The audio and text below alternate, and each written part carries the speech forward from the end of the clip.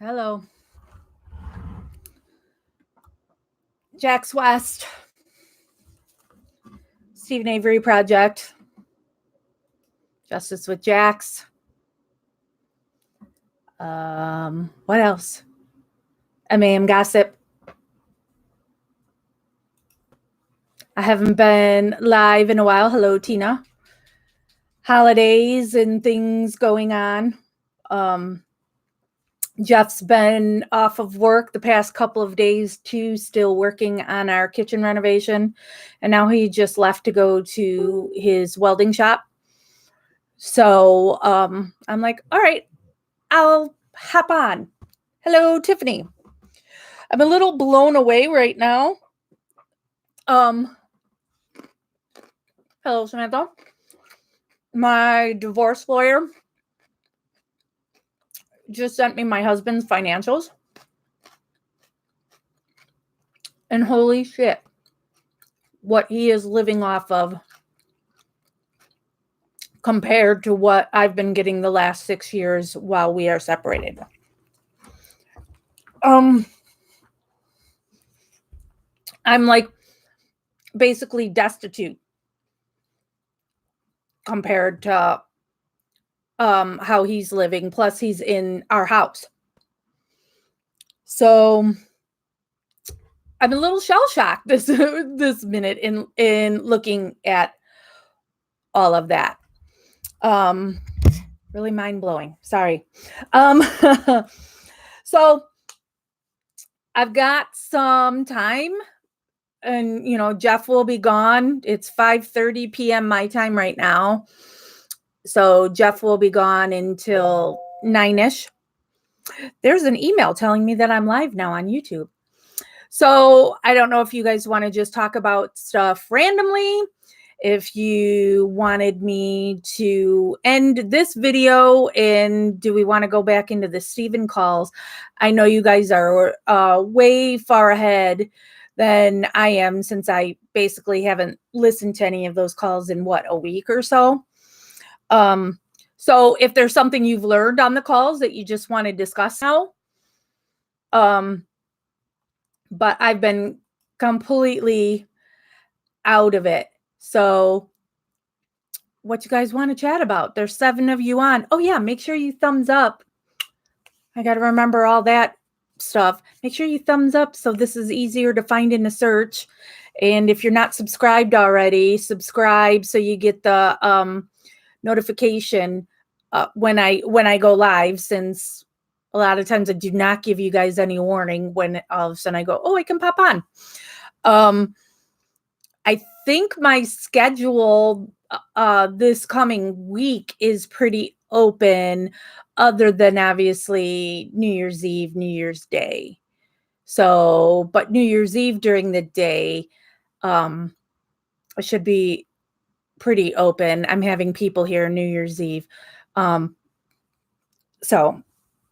But my house is trashed. Well, not trashed. Jeff's been doing a very good job. The kitchen looks awesome. Hello, Christy. And yes, happy holidays to everybody. I hope everybody, no matter what you celebrate, that you were able to be with those that you love. Hello, Twisted. What did I do for the holidays? Because, I don't even put up a Christmas tree or decorations or anything, and I'm not religious. So I stopped over at one of my sister's house on Christmas Eve. And, oh yeah, I can grab that picture, Samantha, of Melissa and I.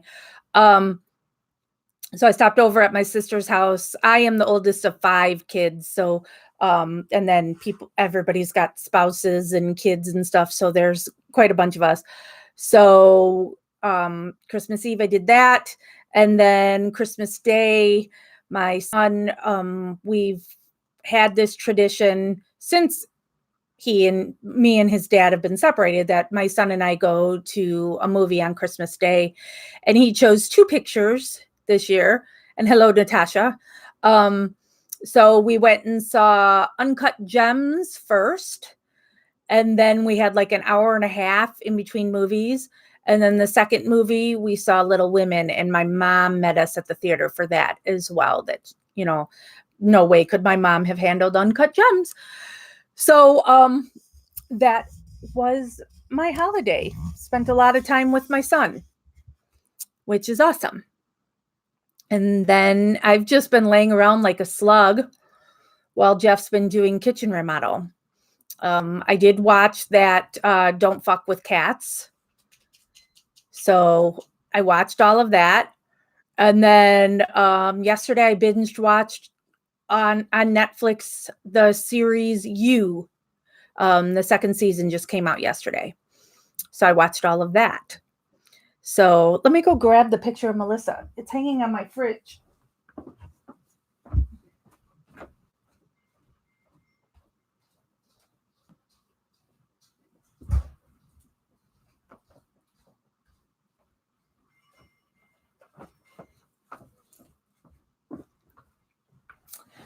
So I went and saw Melissa and Marnie on Monday. There's the picture of Melissa and I. And I joked with her that we had matching poofs. We both had our hair done. I keep doing that with my hair too, of just giving it somebody. So, and I thought a good shirt to wear was the Nevertheless She Persisted. So I usually go see Melissa and Marnie every other Wednesday. Wednesday this year, obviously, is Christmas, and I didn't want to interfere with any family visits. So I went on Monday, which if you're on my personal Facebook, then you would have seen my rant about that visit. That visit quite pissed me off. Visiting hours begin at 9 a.m. But you can get there before 9 a.m. to start the processing. And so I got in there at 8:45. There were so many people, holiday week, and people are off work and all that. You have to sign in when you get there. So you have to write down what time it is, your first and last name. Then they want to know your plate and the make and model of your vehicle. And then the inmate's first and last name and their inmate number. That's it. That's all you're filling out there.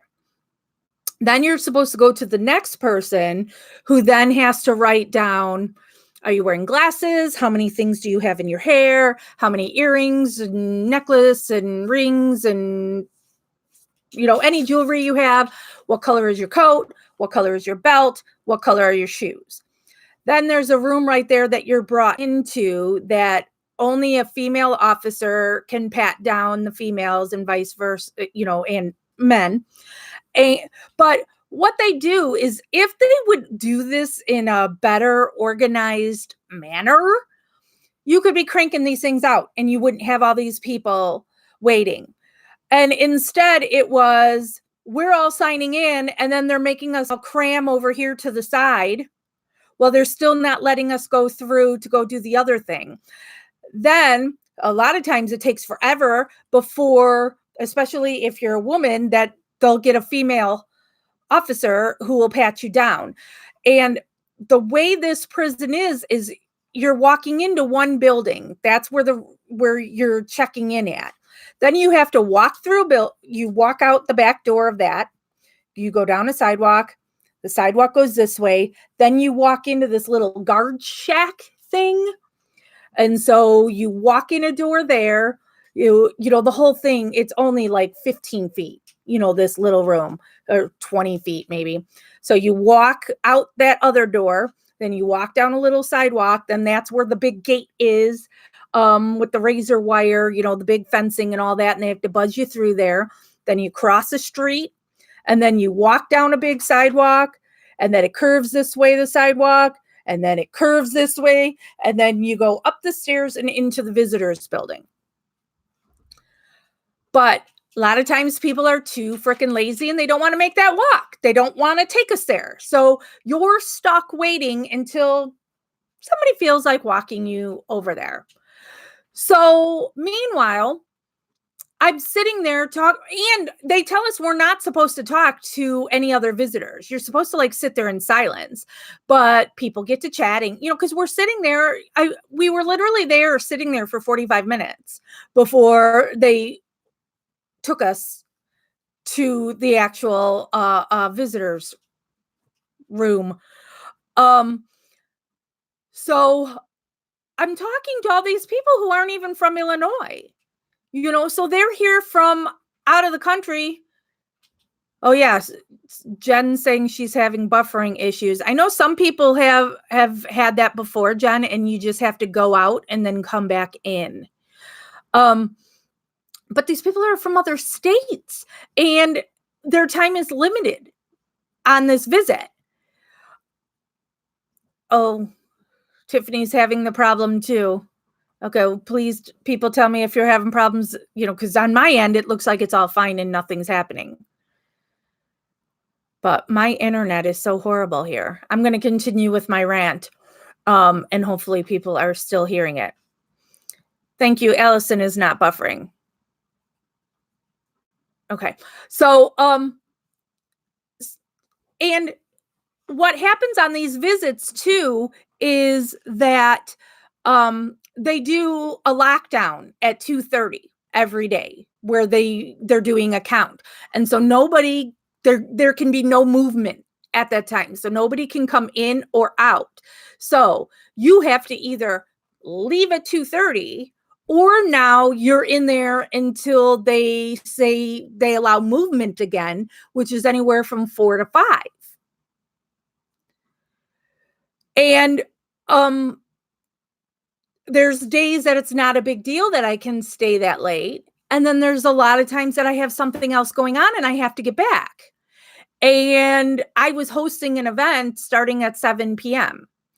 And it's a 2.5 hour drive for me. So I have to get out at that 2:30 to make sure I'm home in time for the later event. So when I'm trying to time this, I would visit Marnie from 9 to 11:30, and then I would visit Melissa then from 12 to 2:30 because, I'm giving that a little half hour thing because in between visits, I have to go all the way back where I started from, sign out, and then get in line to sign back in and go through the whole process all over again. So it took me 45 minutes for them to bring me in for my Marnie visit. There's a lot going on with Marnie right now. So there was a lot to talk about because I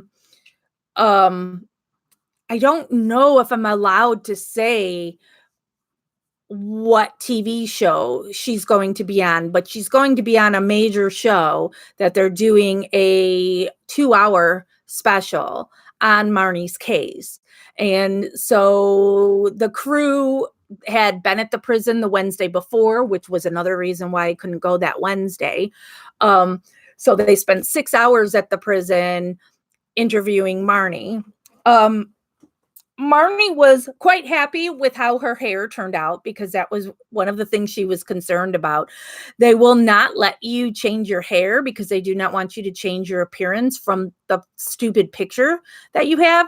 I don't see why it's not a big deal to take another freaking picture if, a girl cuts her hair or colors her hair. And it's not like Marnie wants to do something wild with her hair. She would just like to cover the grays.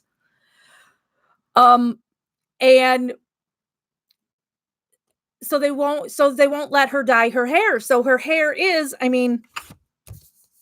me pull up one of my Marnie pictures. Can you see which one can you see it better? You can't really see it as well in the picture. Well, I guess you can. So, her hair going to her ears is gray hair. I'm just probably mortified that I'm showing these pictures, but I've shown them before. So they did a thing with like food coloring and hair gel. and she said it turned out really nice. So she did like it. It's not 48 hours, Tiffany. Um, um, she said if she would touch her hair though, and right now my hair is crunchy because I took a shower like what 3 hours ago, but I have a leave-in conditioner in my hair right now, so my hair is all crunchy and looks wet. But it's like, oh, I want want to condition my hair. So she said if she would touch her, play with her hair, she'd get black stuff on her hand. She was she said they did a good job with her makeup. They wouldn't allow a makeup person. But and they also brought a sweater and a blouse that she got to wear, and she said it was really, really pretty and totally her style. Something she completely would have worn. So we'll see what happens when it airs, because Marnie has an extreme distrust of the media. Marnie has never told her story to anybody before, so this is an exclusive that this one got. And you just never know what's going to happen in the editing, if they're going to end up trying to make her look guilty or not. The air date for that, I can tell you that, I think, is January 17th or 18th. 17th. So she's really nervous because, I don't blame her, because look at what everything that's out there on her case makes her look guilty. So she was all excited prior to it, and now that her part is done, she's nervous that she's going to get ripped apart. But in Marnie's case, I still go, that hearing we just went to 2 weeks ago or whatever, and the judge said that he believes her case has merit and deserves to be heard. That is huge. So, but I don't understand our legal process, that the next step is, and the next delay in everything is that the state is going to request a dismissal. I don't get why we go to that, because if the judge has already ruled that it has merit and should be heard, why would it now be dismissed? That makes no sense to me. That seems like a lot of wasted time and money. So, Marnie was really hungry too on this visit. A lot of times all she wants is just that yogurt parfait thing. And she's so funny. We've talked about this before. She won't get anything to drink. Because it's so ingrained into her, not this prison, but another one she had been in. Every time they did something, there would be a complete strip search. So if you were on a visit and wanted to go to the bathroom, they would strip search you before you went into the bathroom, and then strip search you when you were done. So she just got into the habit of, I'm not drinking anything on a visit because I'm not going to the bathroom, so doesn't want to do anything to cause an extra strip search. So they don't do that here, but she still won't have anything to drink. But so she did have, but it's funny because both Melissa and Marnie will get the same things on the visit. Maybe not the same things every time, that it'll be a different thing, but it's that it will be the same thing of that. So like Marnie always gets the yogurt parfait. And then but this time she wanted the yogurt and she wanted a cheeseburger, and then she always wants a Klondike bar. That's, and then sometimes if the visit's long enough or whatever, she'll ask for a second one. She just really loves that Klondike bar. So we talked about the the show filming and the judge and her the upcoming dates that she has of, I believe it's January 15th and February 20th are the two upcoming dates in her case. So we had a nice visit. Marnie said she was being selfish and wanted to take up more of my time. So I ended up visiting with Marnie until I didn't leave until like 12:15, because that's another thing is I can't just say, okay, the visit's done, I'm ready to go. I have to wait until they feel like walking people back. So I had asked them at noon, that I need to switch. And they said they're not going to call a line until 12:15, as all the officers were sitting there eating Christmas cookies. So they, didn't want to disturb them eating cookies too. And if you would just start calling a line, if you called a line every 15 minutes or every half hour, here's, that here line, people would leave and come and go. And then it would be easier to do this, especially when it's a holiday and there were so many people, where it got to the point of every visiting table was taken. So then they had to tell people, now we're cutting everybody's visits. You get to only stay for 2 hours, where there's no time limit on it. Normally you can go there at 9 a.m. and stay until 8 p.m. or whatever the latest time is for visits. I don't know. I don't remember, because again, numbers. But if you would just do that, more people would come in and out.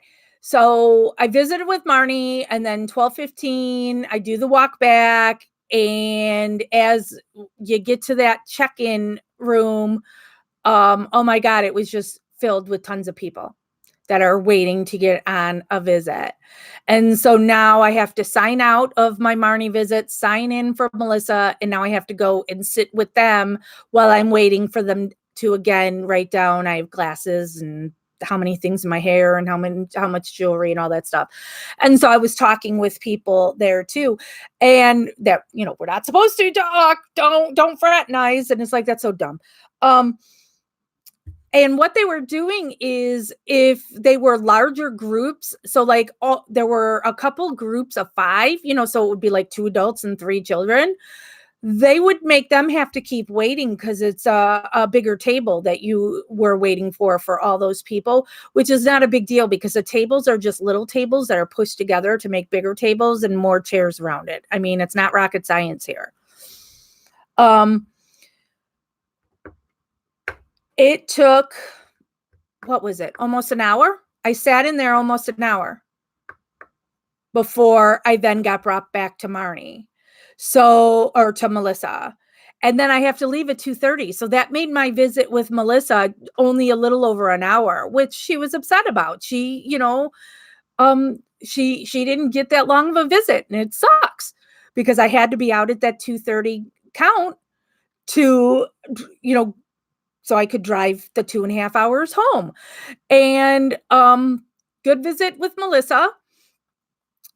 She's just loving her tablet and keeping to herself and staying out of, because don't get mad at me, people, because I am a feminist, but when, she doesn't want to be in any of the girl drama, so she's, her tablet has been a godsend to her, that she can listen to her music and play the games and, just shut herself off from other people.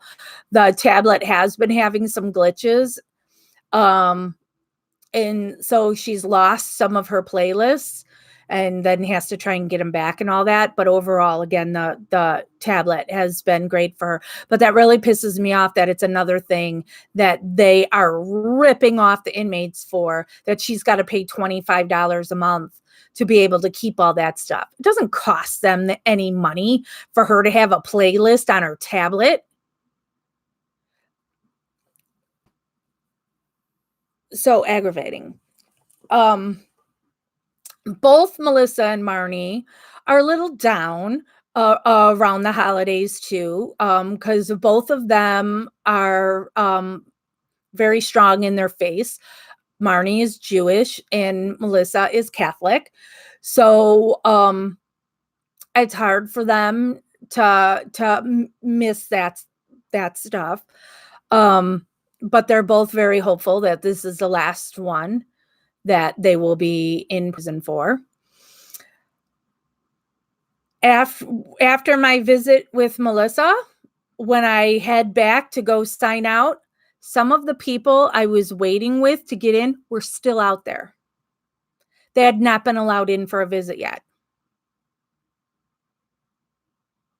So this one family that I know, it was a woman and like 3 kids she had with her from out of state. It's 2:30 now, and they're still waiting for her turn to get in. And now, since it's count, nobody's getting in till anywhere between 4 and 5. And then visits only go until 8. So now these people have had to sit at the prison all day and not get in to see their loved one because people are too lazy to do regular walks back and forth. And it was a nice day. It's been really gorgeous here. It was 61 degrees here on Christmas Day. Unheard of. There was snow here on Halloween and 61 on Christmas. So I am really upset that these families, and I don't care where they live, whether or not, I went, for me, it's not a big deal. Like I go every other week. And also they're not my family, they're not my blood. They're the family you choose as opposed to the family you're born into. Right. So it's like, can I give up my visit? My spot, let them in. This isn't right. One woman I was talking to is from Vegas.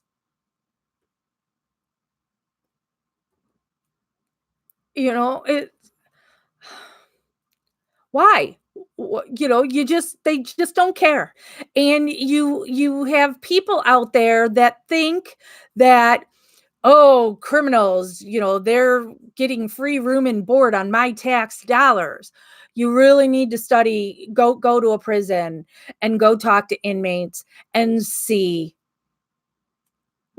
what really goes on and how much these people are ripped off. I mean, even look at the Stephen calls and what those calls are costing his loved ones. It doesn't cost a prison that much money for people to talk on the frickin' phone, especially Wisconsin to Wisconsin. Come on.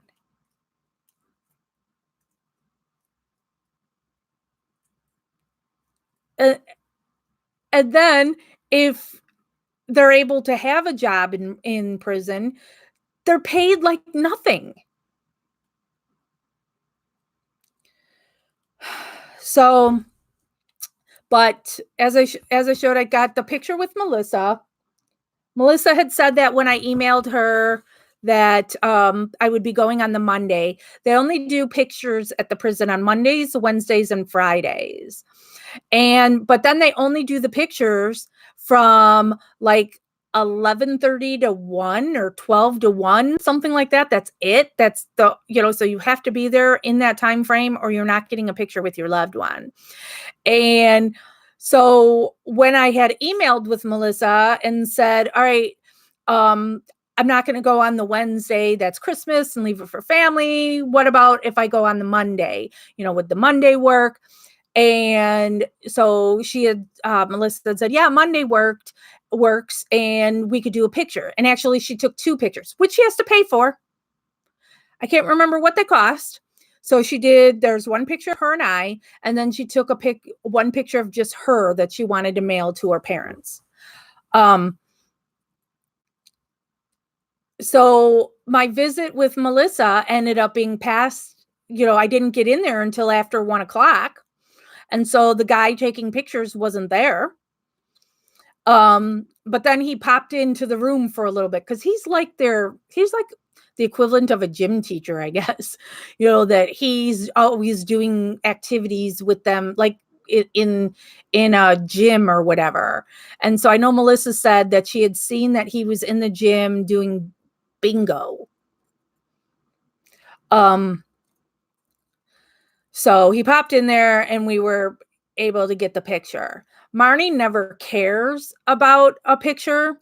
I've got those couple pictures because we just needed an up to date picture, a current picture of her with stuff happening with the press when her filing was getting done. So she had no choice. She had to have her picture taken that day. But other than that, no pictures with her. But when I used to visit Stephen, you could get a picture whenever you wanted there, and the person taking the pictures was another inmate. He sat on a chair off to the side, and you would let him know you wanted a picture. So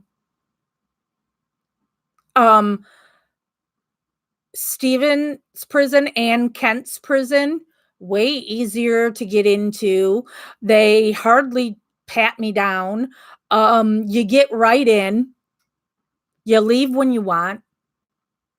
So I don't know why this women's prison, this one prison, is so difficult.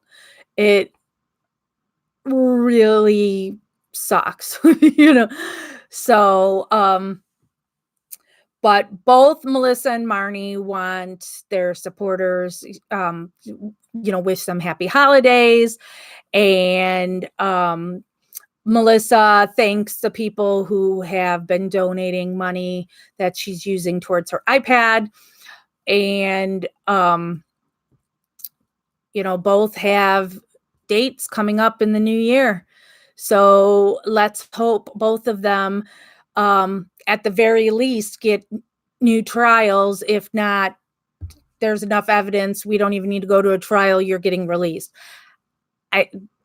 I know that's not going to happen. I wish it would.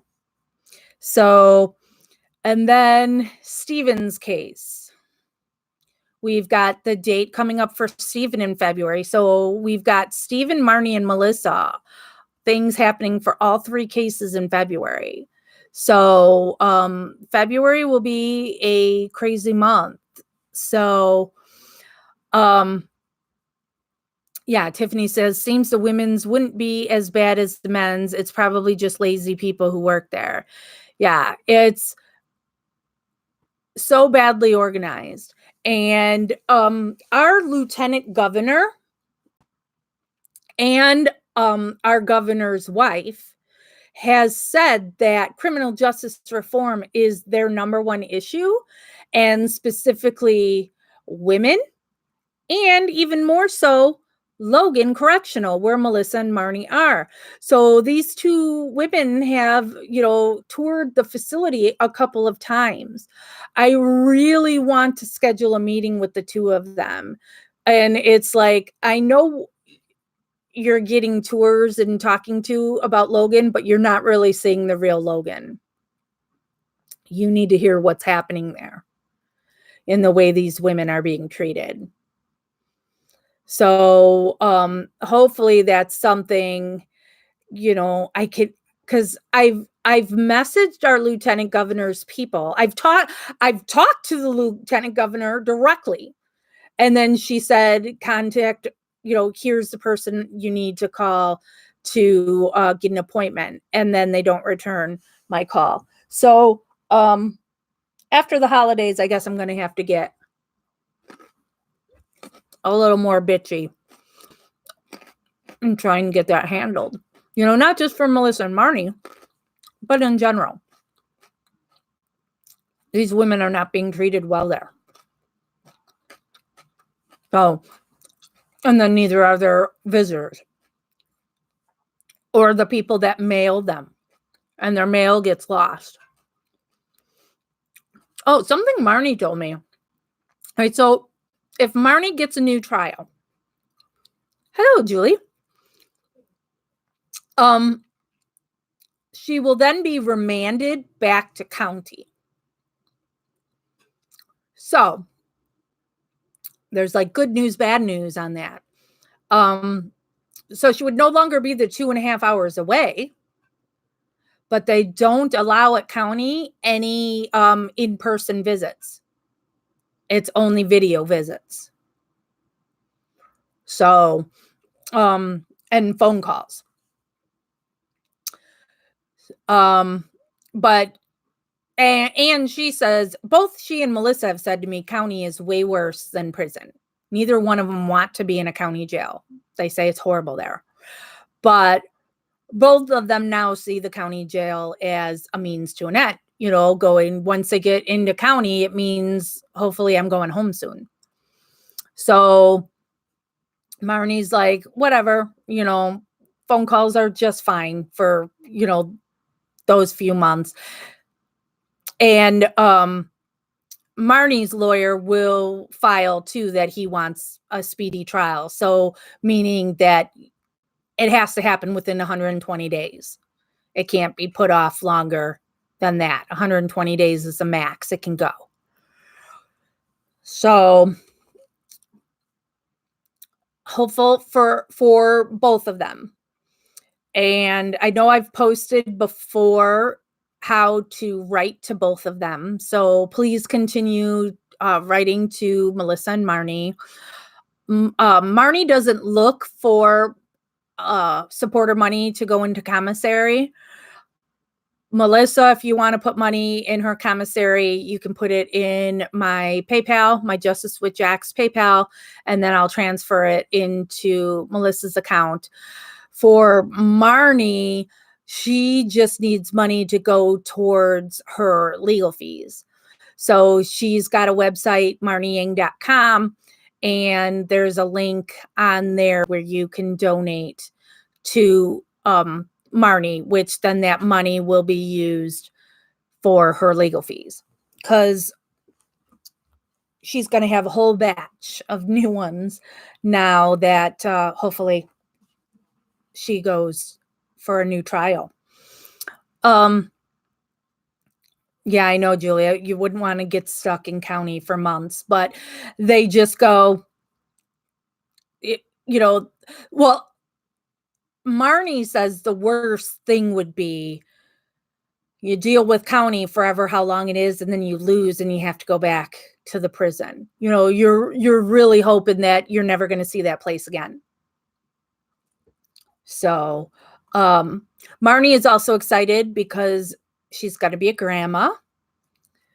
Her oldest son is expecting a daughter in January, I believe, end of January. So she's excited for that, but then she also goes, there's a chance I will never meet my granddaughter.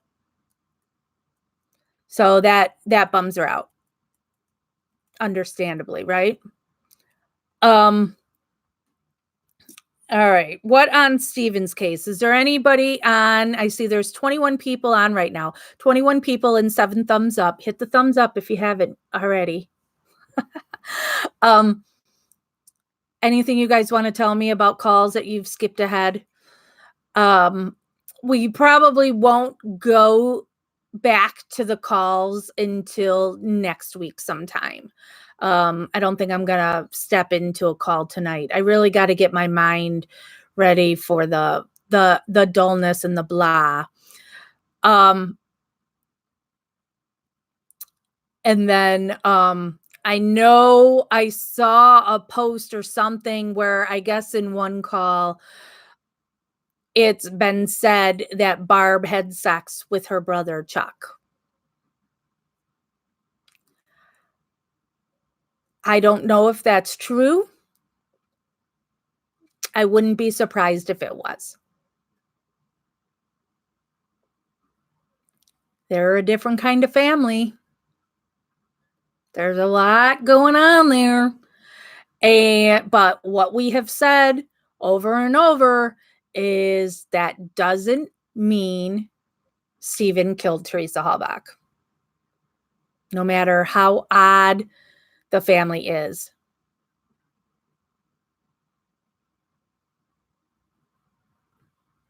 Right, Julie, grandchildren can visit. But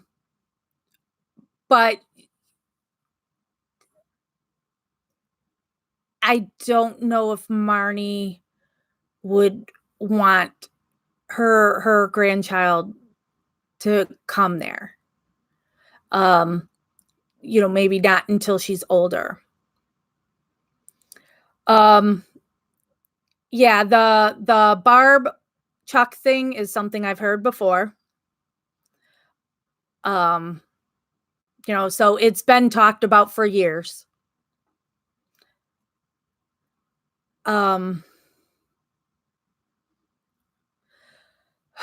which is why I laugh when people, in this whole Stephen Avery world, there's different sides, so I'm pretty much a loner daddy, a rebel, so there's all these people that like are all buddied up, and then there's me, because quite frankly I don't have a use for most of those people.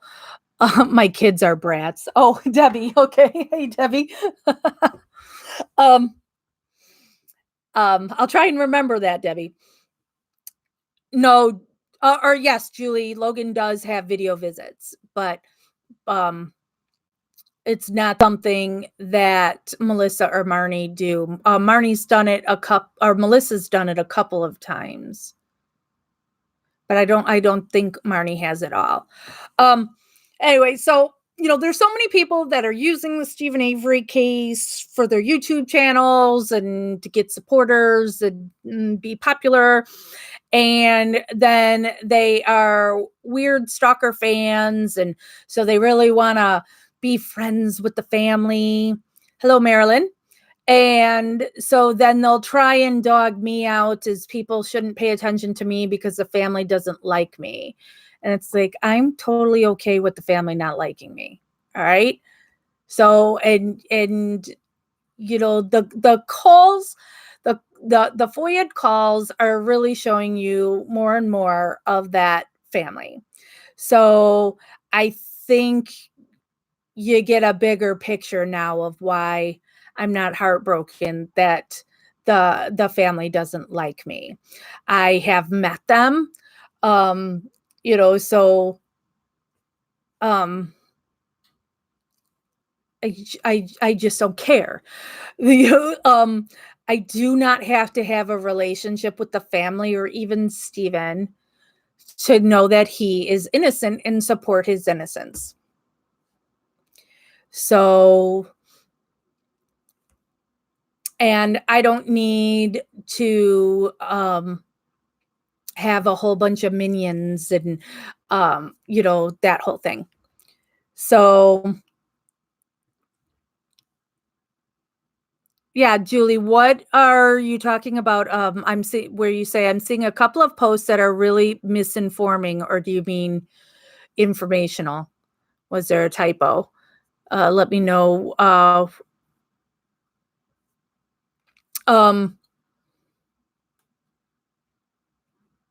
there are some things I know about the family that I do not talk publicly about. Um, and I won't unless it comes out elsewhere. And then I can go there. Um, the YouTube world is nuts. A lot of drama and them fighting with each other. That's why I changed my name, because of drama. Deb and Mullet Face Deb. Yeah. I've done my time in getting in fights early on. People went after me pretty hard in the beginning, and um, you know, hit me, and I'm going to hit you back twice as hard. Um, but no, I'd much rather be in my own space and not be connected to any of that. I know there's other groups that do want to be connected to those as well. No, we're Stephen Avery Project, Justice with Jax, MAM Gossip. That's just our little orbit there. Julie says about Steven saying he left voicemail on Teresa's phone asking why she didn't show up. Many have tried explaining that it was Steven Speckman, not our Steven.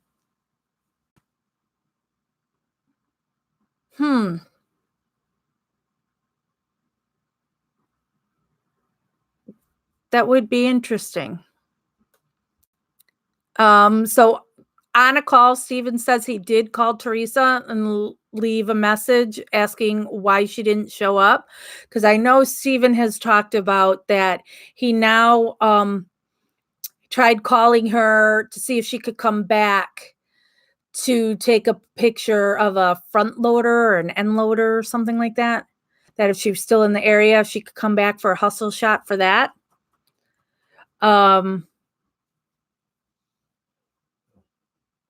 But with Ryan Hilgas deleting her voicemail messages, we'll never know. Plus, what Manitowoc has covered up. So many people have screwed up the evidence in this case, which again goes to Steven can never get a fair trial. Everything's been tampered with.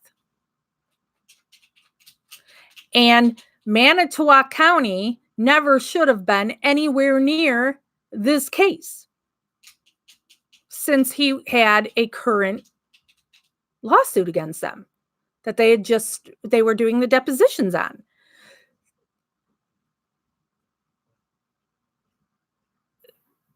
So Calumet County isn't able to do anything. They're not able to find anything. It was only Manitowoc County that was able to find this evidence.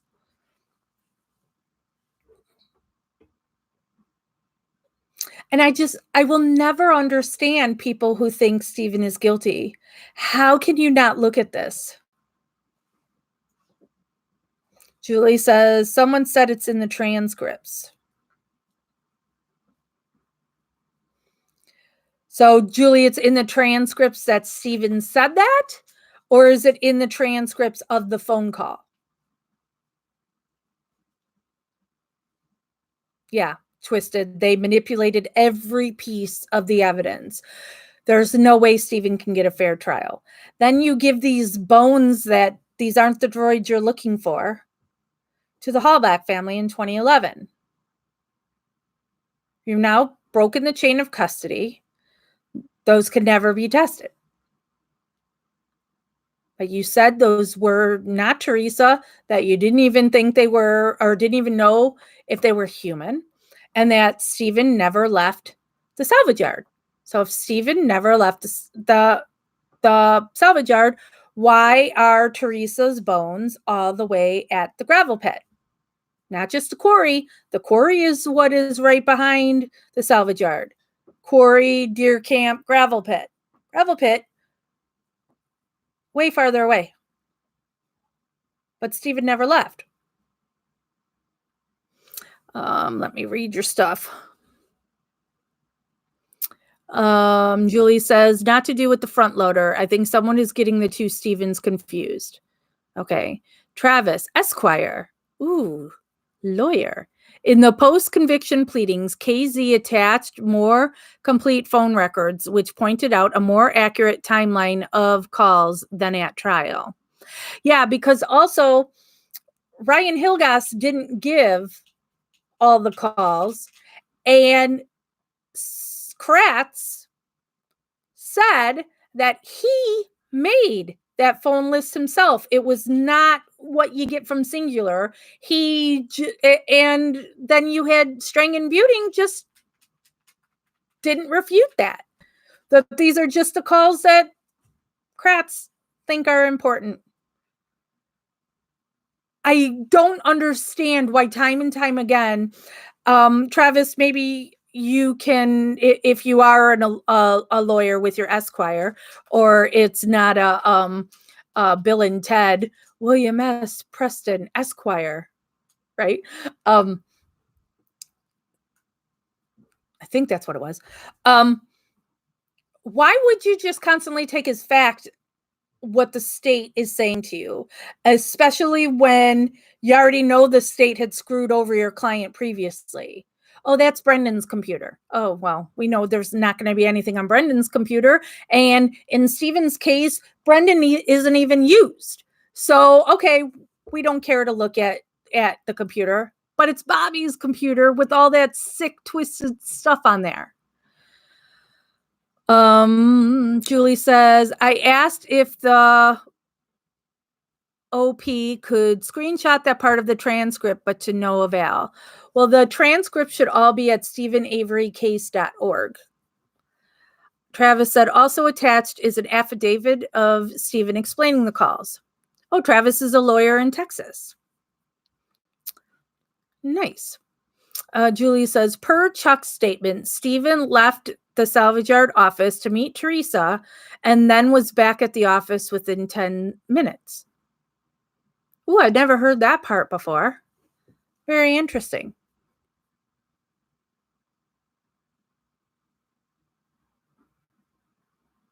So then why was Chuck going around saying early on that Stephen's guilty if he is saying there that Stephen was back within 10 minutes?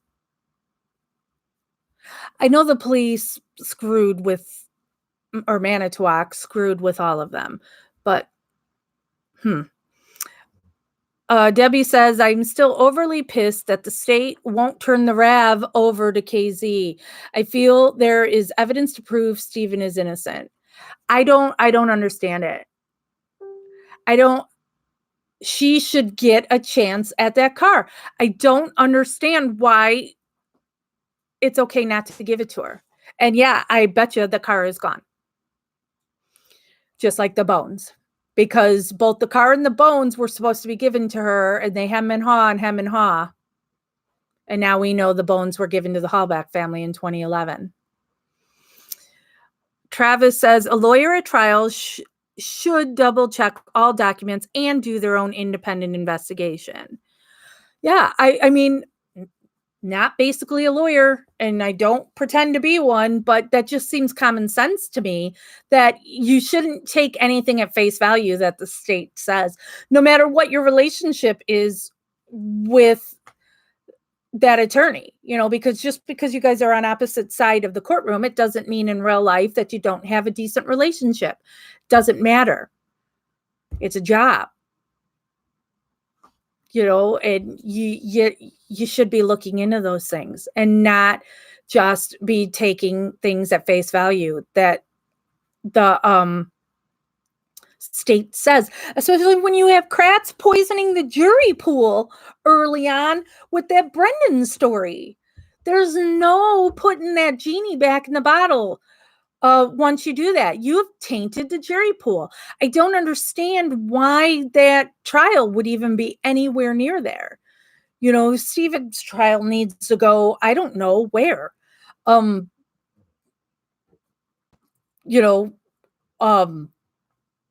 North Dakota.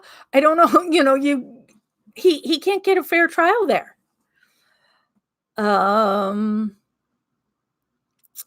Mary. Julie says law enforcement messed with everyone's heads big time and the local news exaggerated.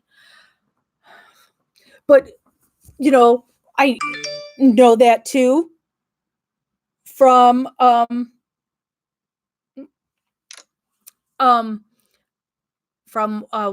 Sorry, I just got a message and I was trying to figure out who that person was and why they were sending a phone number, and now I know.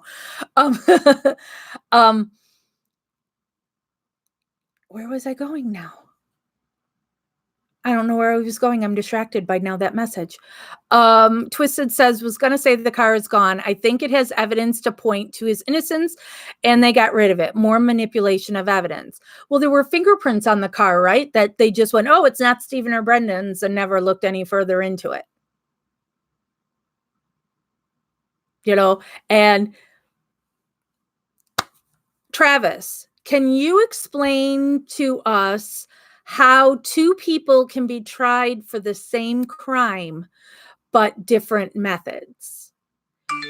So why in Stephen's case now there's no Brendan? It's just Stephen. And Stephen did this, so there's no rape, so nothing in the trailer. And then she's shot in the garage. But then in Brendan, it's Brendan with Stephen in the library with the candlestick.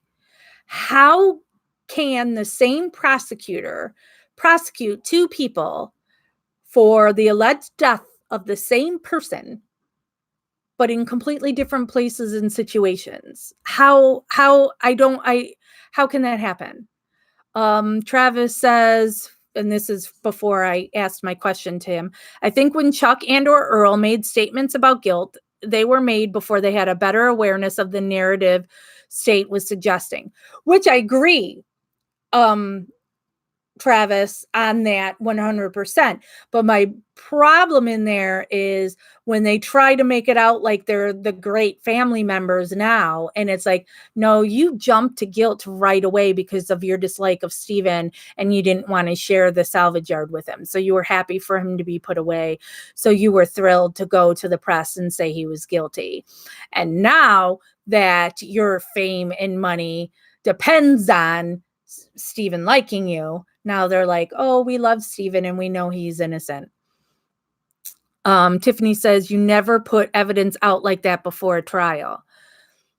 It was all a made up story that Kratz claimed that Brendan told him. It's all his sick fantasy because he's just a sick pervert. Jodella says, don't need to be a lawyer to figure that out. However, I thought both side as lawyers have all rights to all evidences. Guess depends what state you live in.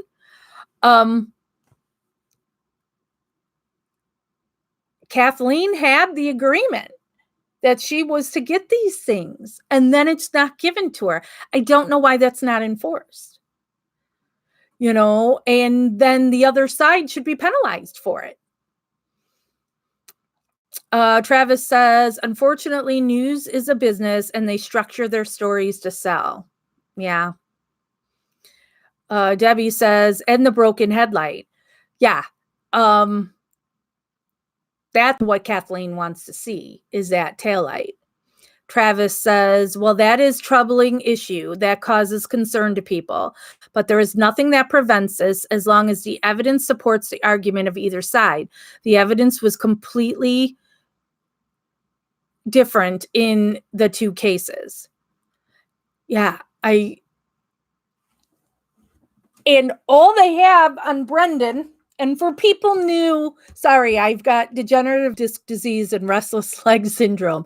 I know those sound like made up things and they're not. So I have a hard time sitting still.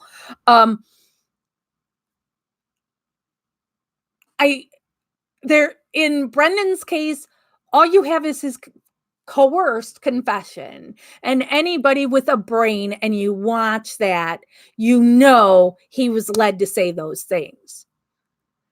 So there's no evidence of Brendan being in Steven's trailer where he's saying he cut her hair, slit her throat.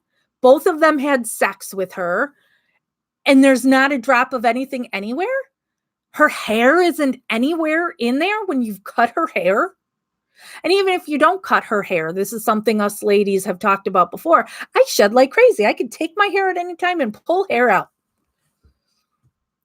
So even you don't have to cut my hair for me to leave hair in a room. And I'm telling you right now, if I had sex or being raped by two men on a bed, my hair's going to be in that room somewhere.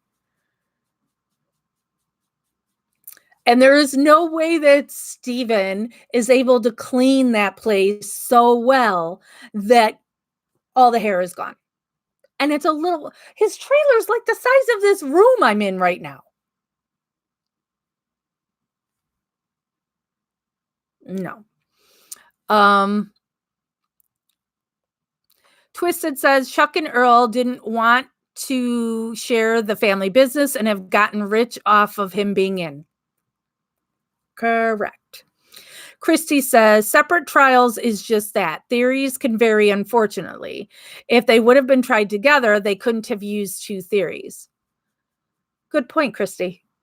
Travis says, unfortunately, my answers are not going to be very satisfying. But I appreciate it, Travis, because it's, these are questions I have. So, lay it to me straight. Tell me how it is. Jodella says, then sheriff sits on the bed, right? And hello, Lulu. Julie says, the sad part, there was no physical evidence against Brendan, right? Travis says, in the motion for post-conviction relief, KZ originally was arguing the inconsistent theories at 2 trials was prosecutorial misconduct. Okay. Tina says the headboard never had anything tied to it. Right. And they were, oh my God, the handcuffs he had are from a sex shop. So stupid. Travis says she abandoned that argument in her appeal. And Travis says, Christy, that was a great explanation. Yeah. Twisted said, my hair gets stuck in my shirts even after a wash and dry. Plus, it gets stuck in the wheels of my vacuum and carpet cleaner. Yeah, right. And so they did. They took his carpet shampooer and his vacuum. So if there was Teresa hair, it would be in those, wrapped around that beater brush or whatever it's called. There's just no way anything is being done to Teresa in that trailer and you're not going to find a bit of her. And there's going to be there's nothing of Brendan in there at all. Julie says they found Steve's and Jody's hair, but none of Teresa's. Steven is a mastermind at cleaning up only Teresa's hair and blood. Right? Yeah. And he's able to leave the dust everywhere in his garage, but clean it all up with bleach to get all the blood out of there. Jodella says, carpet cleaner, speaking of, they never want to get the rug doctor to check. They have nothing. Everything they have is poison. Everything is suspect. And Stephen cannot get a fair trial because you have given evidence to the Halbach family. And you're hiding the RAV4. And wasn't there all that secret stuff with the RAV4 when they were taking it from the salvage yard too, that they took it in the middle of the night? And wasn't there some weird stuff with that too? Travis says, it was a Bissell brand carpet cleaner. We have one because of Great Pyrenees dogs we have. Oh boy, big, fluffy, so fluffy. Yeah, those are huge messes. Debbie says, I would love to have Steven's cleaning talents. Yeah, I am so lazy. There's dust all over in here. Dusting is like the worst thing in the world. I hate it. But he was able to use that bleach. Travis says, you got it. Big, fluffy. Yeah, they're gorgeous dogs. So we're hoping Stephen, Marnie, and Melissa will get new trials.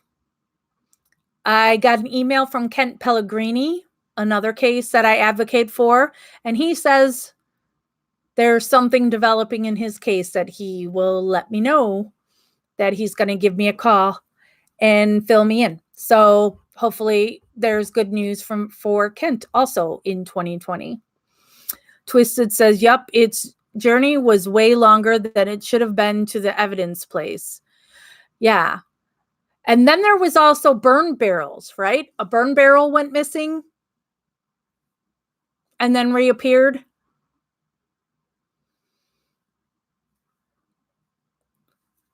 This was just bumbled in every way. But because the Avery family live at a salvage yard and have been in trouble over the years and have strong personalities that people don't particularly like them, it's an easy scapegoat. And then some of the brothers both look suspicious on different things that they have in their past and how they behaved here. And they want to make sure that they're not the one being arrested. So then they're going to go, Stephen. Because that's what law enforcement does. They go after everybody in your family. Because look at Marnie's case. They were going after her son. And Marnie only did her false confession to save her son. You know, and that's in Marnie's case, that's the strongest piece of evidence that they have against her of her confession. And Marnie, unlike Brendan and Melissa, she does not have a low IQ. She's a very smart woman. So, smart person's not going to make a false confession, right? Wrong. They had been attacking her family for 18 months. Her son literally had a nervous breakdown.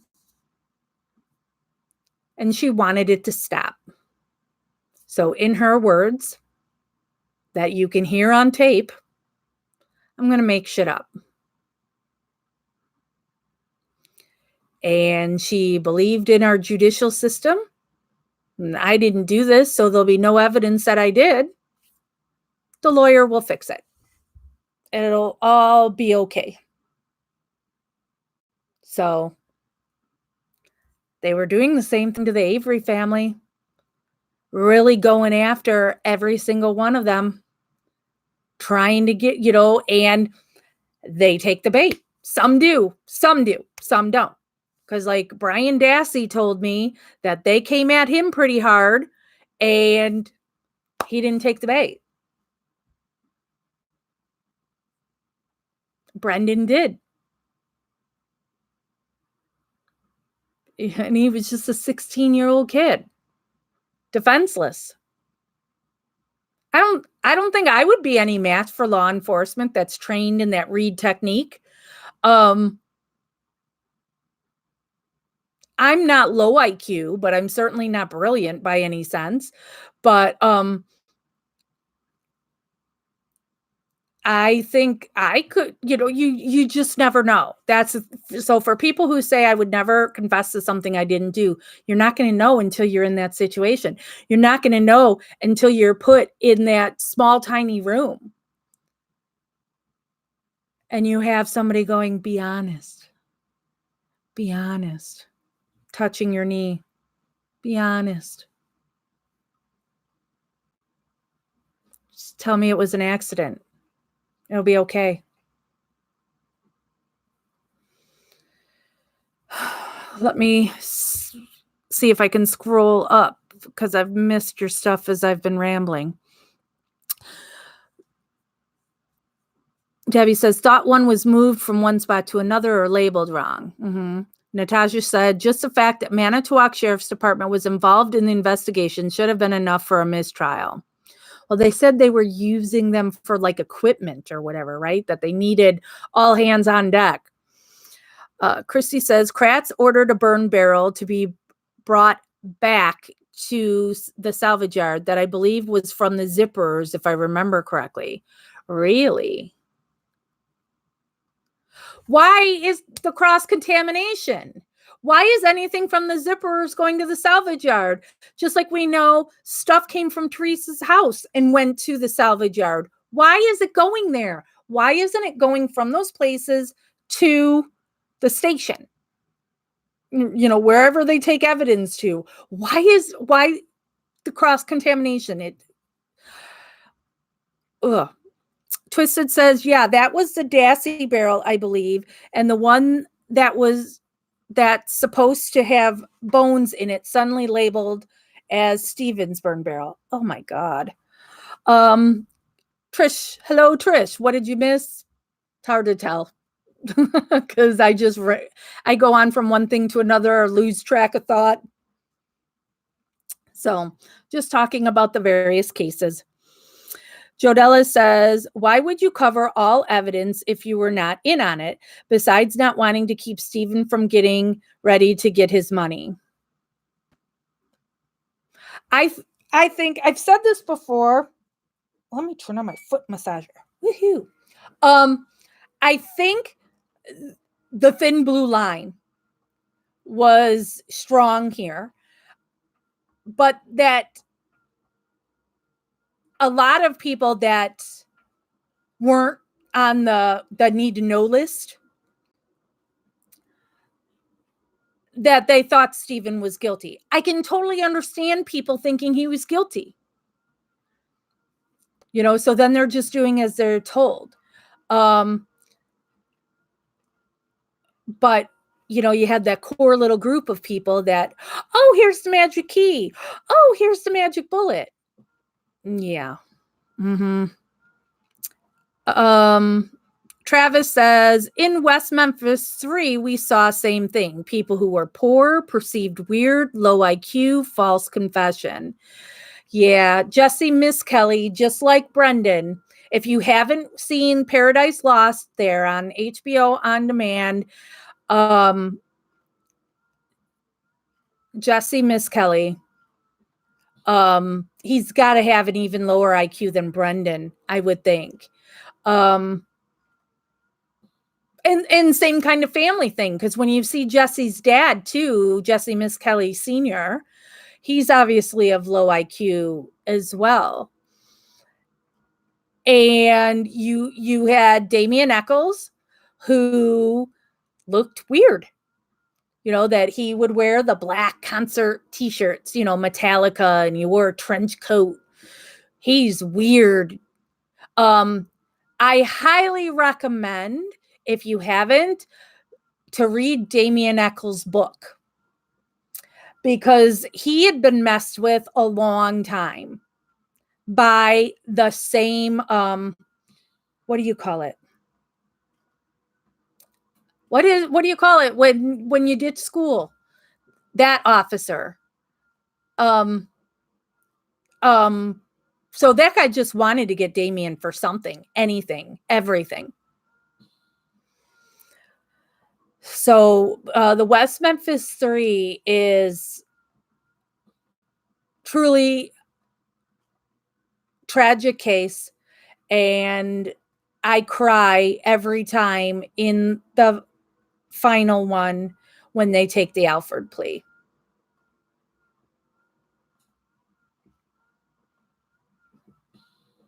Ugh. And people know they're making shit up, as Marnie will say. And so a real killer is out there. Why is that okay with you? You can have your dislike of Damien because he ditches school. You can have your dislike of Stephen for the cat thing. And, you don't have to like these people. But you're letting killers go free. I don't get it.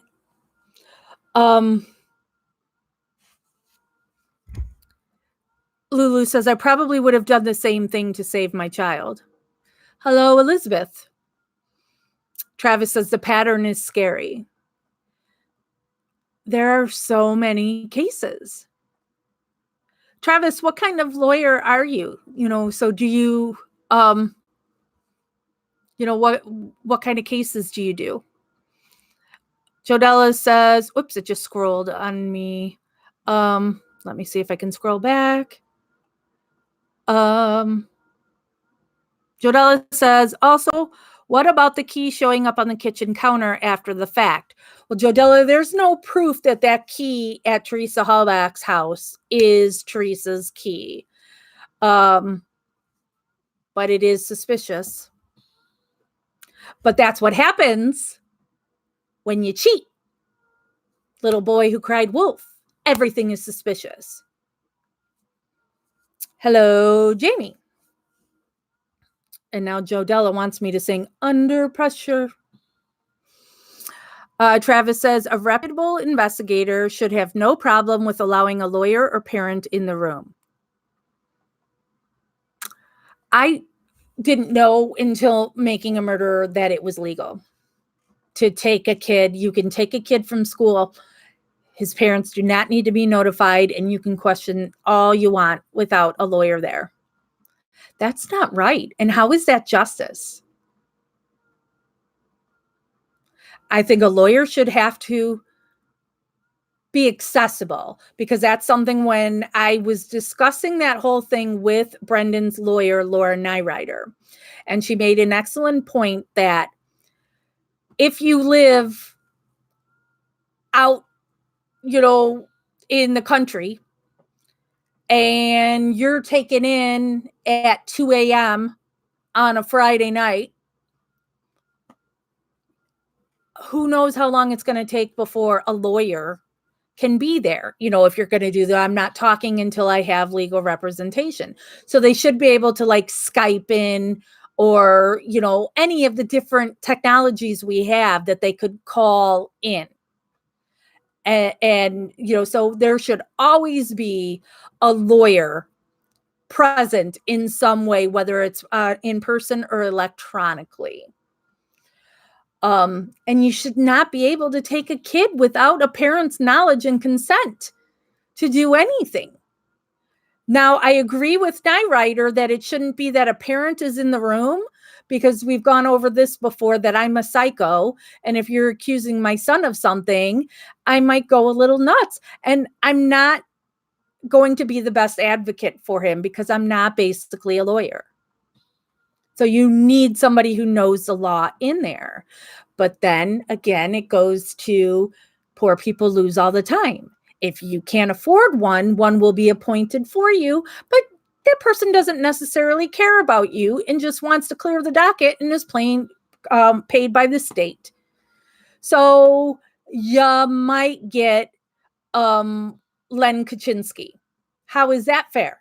That you get stuck with this guy who just wants to do whatever the state wants him to do. That's not fair.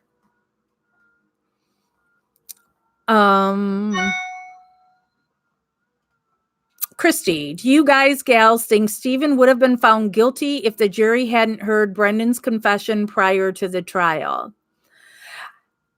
I think there was no way Stephen would be found innocent. The best he could have gotten was a hung jury, because there were 2 plants on his jury from the Manitowoc County Sheriff's Department. I don't know how those people can even be in the jury pool. Maybe that's another question for Travis. It's something that I asked Buting to his face on why would you have those people on the jury? And he said, you're only allowed so many strikes, and there were worse ones that they took out. But again, then that's fixing the jury, that you're stacking the deck, that all these people are affiliated with the sheriff's department. Why are those people allowed in the jury pool? So I don't think Stephen, they had all the bases covered. There was never a way Stephen was going to get a fair trial. They're going to doctor evidence, and they're going to plant jurors. Nothing you can do about it. And then you've got Sherry Culhane and is it Eisenberg? I know that's Breaking Bad. Is that her name too? Who you already know, Sherry Culhane helped put Stephen away the first time, and then she sat on the DNA for a year before she finally went, oh, yep, that's Stephen. So everybody that was affiliated with this were just all out to get Stephen convicted, not to find justice for Teresa Halbach. Twisted said, I wonder what the percentage of false conviction is with poor versus rich, or the percentage of rich getting away with crimes they committed versus poor getting off. O.J. Simpson. And wasn't there that in New York, the preppy rapist or whatever? Then you've got Kennedy. Didn't Ted Kennedy drive off a bridge and left the woman to die in the car in the water? Jodella says they didn't like him from the get-go and didn't want him to get that money from first time he did time. Yeah. I mean, that was key. Mary says, God put any kid with them would be so bad. I think they're bullies and any kid would be scared. Not just kids. I mean, adults, that's intimidating. That whole read technique thing that they do. Yeah, that's intimidating. Mary says, yes, the barrels were switched and KK was in on that, Jax. Julie says, Verdants, not zippers. Aha. Okay. Christy says, regarding Marnie, I really think I first see SG and, we're talking about Steven. So I'm thinking Sandra Greenman and Sean Gale had everything to do with Ronnie's death. I agree. There is so much to the whole Sean Gale thing in Marnie's case. And we absolutely will be doing a live when that Marnie's case airs in January. So we'll do it live as it happens so you can see my reactions live for the first time that I'm seeing it. Yeah. A truant resource officer. Yes, thank you. Truancy. Yep, you guys got it. Thank you very much. Jamie says, I've always believed in Stephen and Brendan's innocence from day one. I saw the original trial start to finish live. Yeah, I'd never heard of the case until Making a Murderer. And I've told this story a million times, but I watched Making a Murderer the weekend it came out. So I hadn't heard anything about it, didn't know anything about it. And so you watch the first episode, and that's aggravating enough. But from the first episode, it's like all tied up with a little bow. He's out. Yay. And then the second episode starts, and they're still talking about Steven. And I was like, wait, what? Because I was just assuming now that each episode was like going to be a different case. So it made me like stop it and look at, go back and how many. And it's like, so then I'm like, oh my God, was he, it's called Making a Murderer. So it's like, oh my God, did he literally now kill somebody after everything that's been done to him? I mean, it completely blew me away. But by watching it the first time and everything that was shown in that, not like how the guilters say, everything was pointing to Stephen's innocence. But I didn't just sit with that. I fell down that rabbit hole for weeks. My December was gone by me looking up everything I could find on that case. Where is it now? Is he still in prison? All that stuff, looking, I paid money to that StephenAveryCase.org, to get those documents. And, cause I wanted to see everything for myself.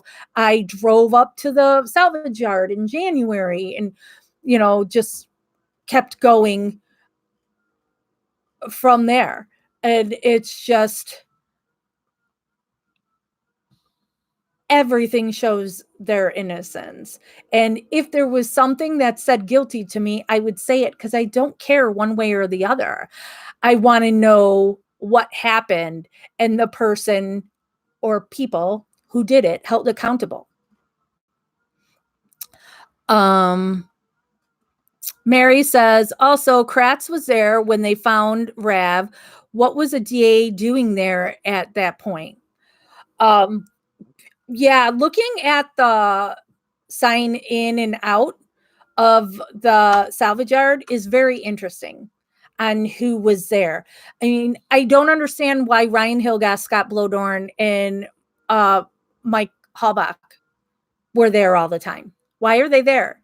You're not letting the Avery family go there to get Dolores's medication, but you're letting these three people wander around that are associated with the alleged victim. Travis is a criminal defense trial lawyer. Well, thank you very much. It is a much needed in this world. So thank you for the work that you do. Jamie says, you are correct, Jax. Ooh, I like when I'm correct. Mary says, they visited Teresa's house 117 times, took all sorts, even 7 pairs of panties, different colors, hoping Brendan said a color. Because, yeah, a broken clock is right twice a day. Eventually, he'll say a color that she has, right? And wasn't there something about saying Teresa had a tattoo? Or something like that. See, back when this first came out on Netflix, I knew so much on this case, and now I have forgotten so much because I haven't been so raw into it. And searching every little tiny detail. Twisted says, I've said it time and time again. There should be a guardian ad litem for anyone under 18 being questioned by police at any location. I concur. Jamie says, was Brendan offered a phone call? Don't remember. Well, all those times they questioned him, he wasn't under arrest.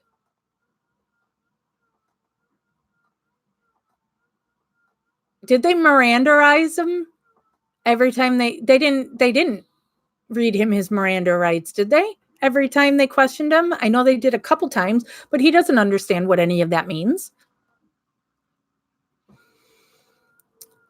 Mary says, Brendan even passed lie detector and they said he didn't. Yeah, that's shitty. And I never care about lie detector tests. They're not accurate. People can beat those. But I don't like the manipulation of Brendan in having him take it and telling him he failed. Jamie says, was a conflict of interest. Yep. Culhane. Yep. And Mary agrees. Jamie says, should have been a mistrial right there. Jamie says, at the time of trial, when it was live, I lived down the road from the Halbachs. Oh, really, Jamie?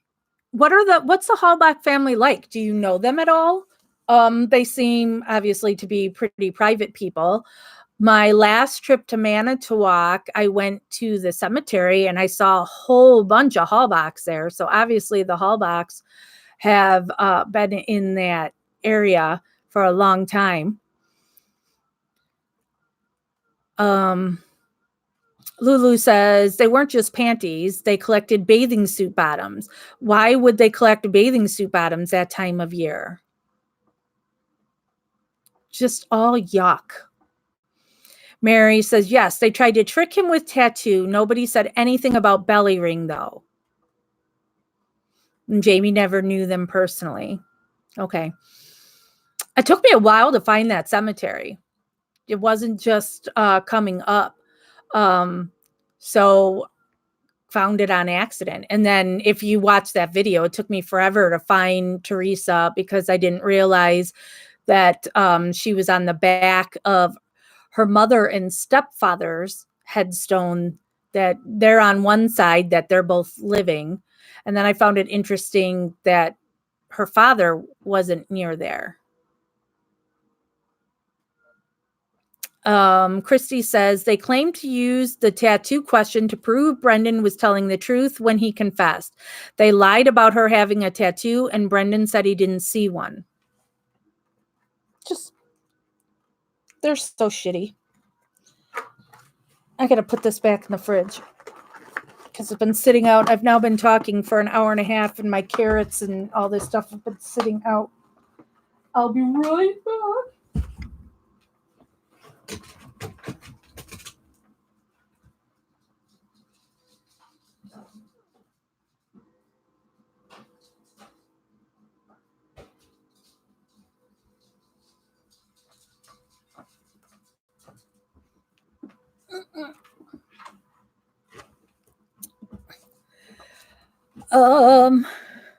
Lulu says, I found that interesting too. Why wouldn't they put her with her father? Jamie says, I find the Halbachs very sketchy. Can't put my finger on it yet. Well, I always defend the Halbachs, when people say, "Oh, they weren't crying." And I just go, "You don't know how people are raised or whatever, that, be tough, don't show emotion and don't cry." So while I would be crying, not everybody would.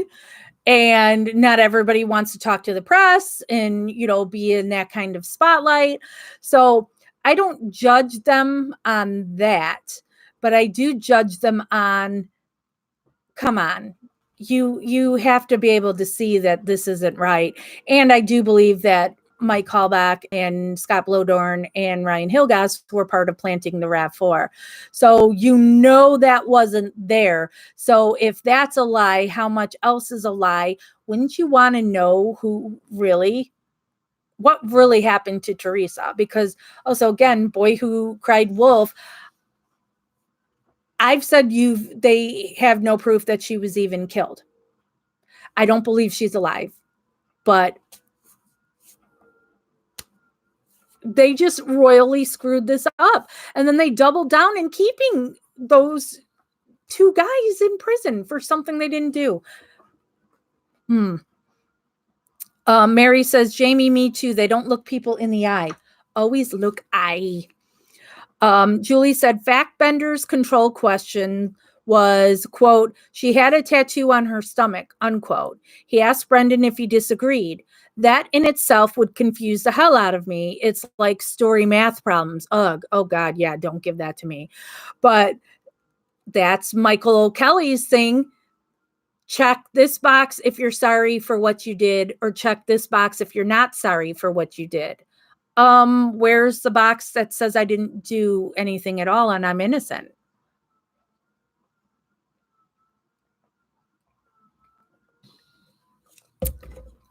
Jamie says, I also did some research on Facebook. Mike Halbach, Scott Blodorn, and Ryan Hilgas aren't even friends on Facebook. Interesting. I thought they were such good buddies.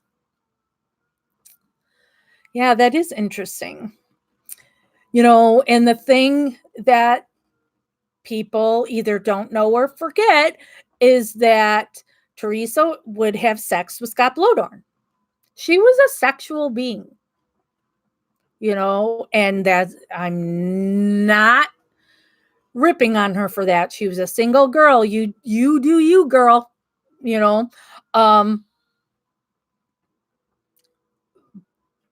but she's literally breaking up marriages.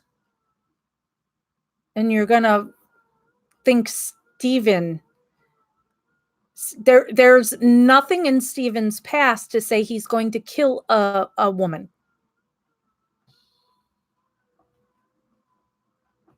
Yes, he had sex with Marie, who was 17 and he was 30, whatever. That's gross. I don't like it. Age of consent in Wisconsin is 17. Not a blood relation. It's his brother's stepdaughter. He didn't rape her. They had a relationship.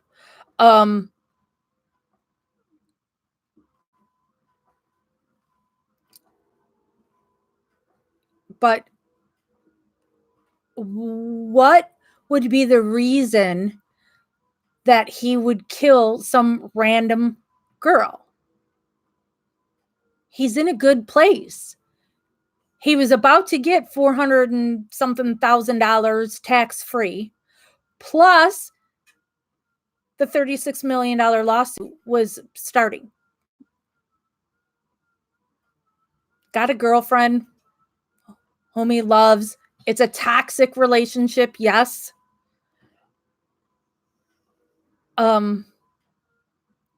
He wouldn't just kill some random chick. There is nothing in his background to say he would do that. Oh, he pointed a gun at his cousin. His cousin, who was going around telling the town that he's jerking off out in his front yard when she would drive to work and having sex with his wife he was pissed at her and ran her off the road, and he had a gun. Not cool.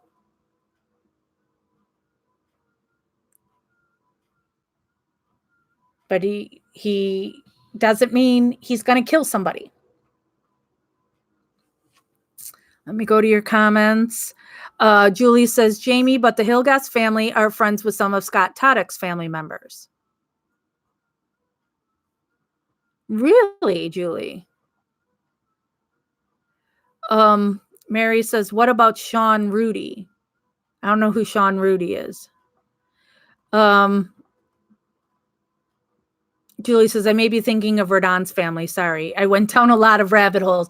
I totally feel you, Julie. That's why I'm always asking the questions too, going, okay, I know something about a tattoo and I forget. Twisted said, yeah, I don't get why none of her extra work sexual relationships weren't investigated more.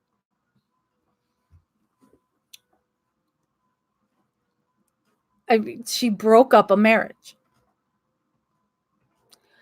How many others were there? How many other boudoir photo shoots were there? Mary says his cousin was a bitch. Yeah. And so was her friend that right away when poor Penny Bernstein's been beat up and is trying to talk about this horrible experience she had, for her to jump on and go, that sounds like Stephen Avery.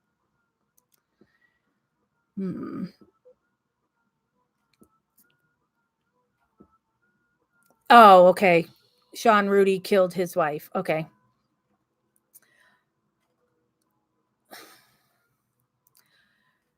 The thing that gets me most, well, I say that all the time. I say a lot of things over and over again. I'm like a broken record on things. Is I feel so horrible for Stephen and his mom. And listening to those calls make it even worse. The bond that Stephen and his mother have. And that her physical condition now is in such a way that she can't go to the prison very often. You know, they talk on the phone, but then look at the cost involved in phone calls. That's crazy.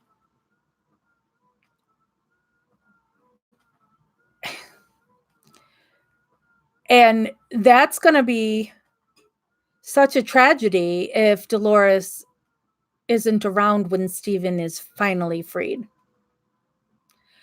And how do you put a monetary number on that? That you've taken how many years of Stephen's life? 18 plus how many years has it been now? Are they at 14 years? I don't do math.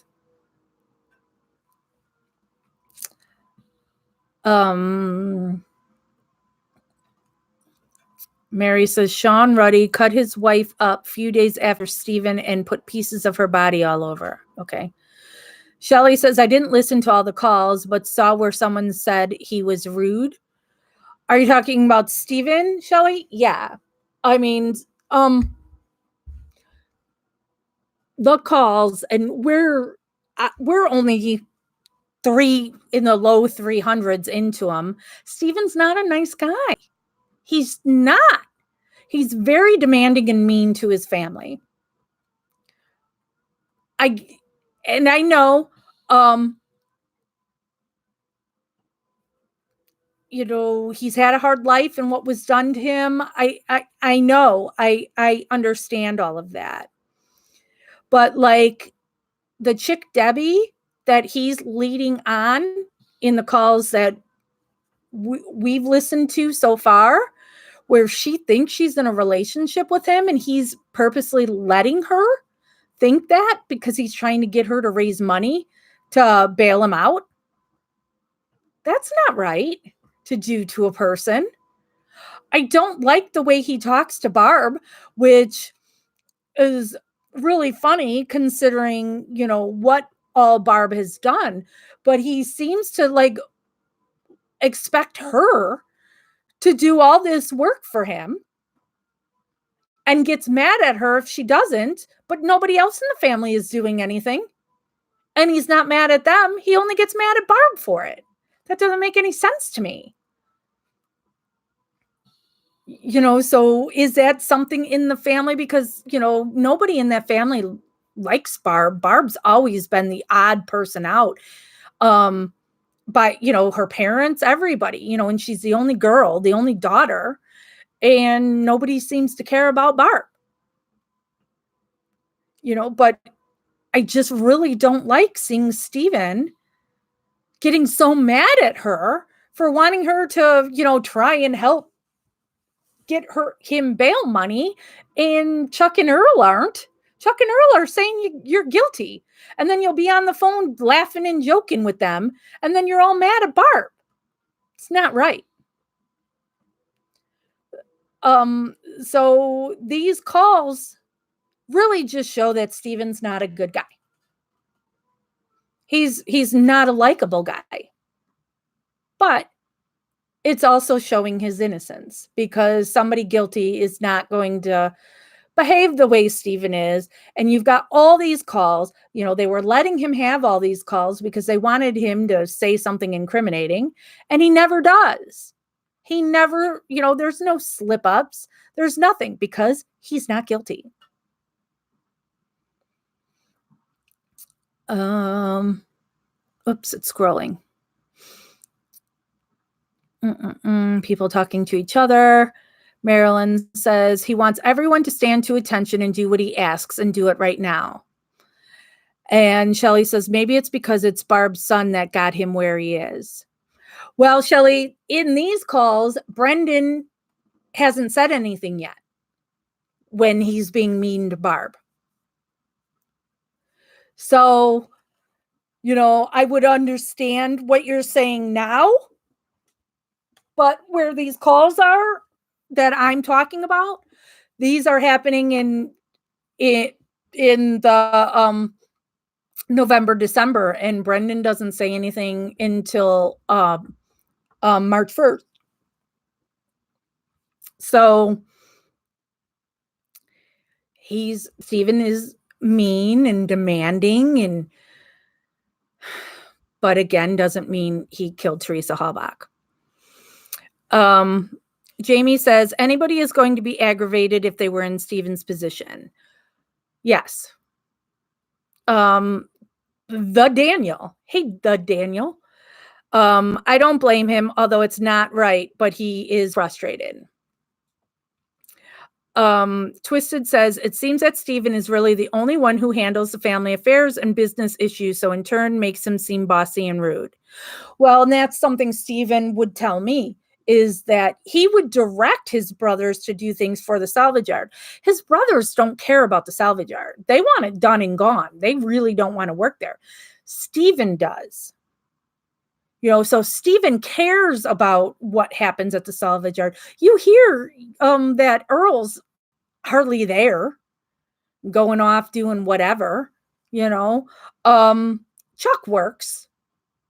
But so Steven will be the one that's telling them to order this and do that and blah, blah, blah, still to this day. So yes, Steven does a lot of running that business. Mary says he is no saint, but no vile murderer either.